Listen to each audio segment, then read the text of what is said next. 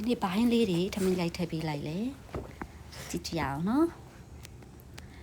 ဒါလေးကတော့ငါးသေးသေးလေးငဖင်းဆက်လက်လို့ခေါ်ရလားဘယ်လိုခေါ်လဲအဲ့ဒါလေးကိုငဖင်းဆက်လက်ကြော်ဒါကတော့အရှင်ဟင်းပေါ့နော်အရှင်ဟင်းနဲ့ဒီနေ့အမေကထမင်းကြိုက်ထည့်ပေးတယ်ပေါ့နော်အရင်ဆုံးငါးသေးသေးလေးတွေပေါ့နော်အဲ့လေးတွေကိုရေဆေးရှိဖောက်ပြီးတော့ခေါင်းတွေဖြတ်ပြီးတော့မစားစုံနဲ့နေထားတဲ့ဟာကိုကြော်ပါမယ်အရင်ဆုံးငါးကြီးတက်တက်ကြော်မယ်ပြီးကြော်ထားတာလေးတွေကိုဆယ်ထားမယ်ပြီးလို့ရှိရင်ကျက်သွန်နီခုနစီကိုပဲစီထပ်ပြီးတော့ကျက်သွန်နီကိုကြော်မယ်ကျက်သွန်နီကိုရွှေညူအောင်တန်းလာတဲ့အထိကြော်ပါမယ်ဆက်ရှိလက်ရှိနဲ့မှုေပေးပါမယ်ကျက်သွန်နီလေးတွေရွှေညူအောင်တန်းလာရင်ငရုတ်တိမှုတ်ထည့်ပါမယ်င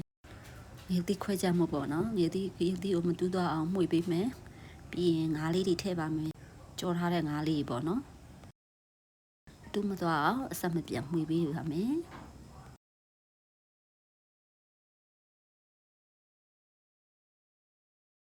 ငါအကျွတ်ကြော်ဆက်ဆက်လေးရပါပြီဒါပြီးရင်ရှေးရှက်ပါပဲရှင်မောင်ရွက်တွေကစိုးရွက်တွေအဲ့ဒါတွေကိုစားရှုပ်ဖို့ကျတော့ဖြူနေပြီးစိတ်ထောင်း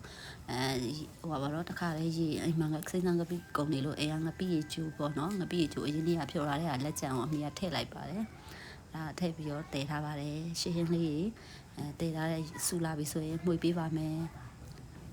မှုေပေးပြီးဆိုရင်ရင်နွေးထပ်ထည့်ပြီးတော့အုပ်ထားပါမယ်အရွက်တွေနွန်းလာမှာပေါ့နော်နွန်းလာမှကြက်လာမှရင်နွေးထည့်မှာပါ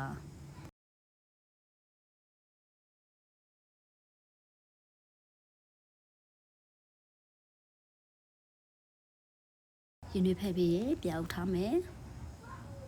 ပြီးလို့ရှိရင်ဆူလာပြီဆိုလို့ရှိရင်အရသာအပေါ်အငံမြည်ပြီးတော့လူတလူပြင်မင်းအရှင်ဟင်းဘောနော်ဆောင်းရည်နဲ့လိုက်ဖက်တဲ့အရှင်ဟင်းလေးရပါပြီကြည့်ရှုပေးတဲ့လူအားလုံးကိုကျေးဇူးအများကြီးတင်ပါတယ်ရှင်